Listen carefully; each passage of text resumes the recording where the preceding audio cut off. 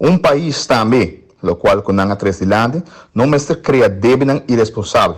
Passo depois, mestre bem com reforma na fiscal e onde com roupa e viaja para criar mais desigualdade. Para ser grupo mais poderoso, dori na influência, tá paga menos e o povo tá paga mais.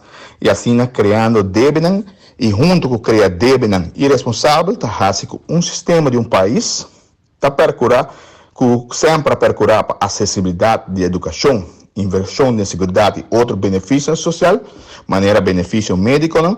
Também conhecer ajuste onde está procurar para mais desigualdade e pobreza de um país.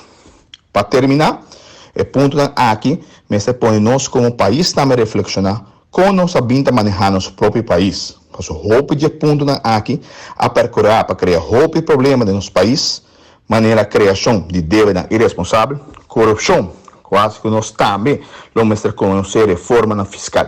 E seguro, dessa aqui nós mensagens escorrência real para o grupo mais poderoso. Aí chega a hora para não contribuir viagem mais forte, em vez de castigar esta mais chiquito, assim criando mais desigualdade. Seguro também, na Aruba, a democracia está também para motivo de desinformação e onde com fake news está na ordem do dia. E seguro, o povo começa a exigir de médium para trazer informação creível. Nós estamos a ponto de começar a reformar nossa educação para por baixo o desenvolvimento mundial e também nós estamos no momento correto para inversão.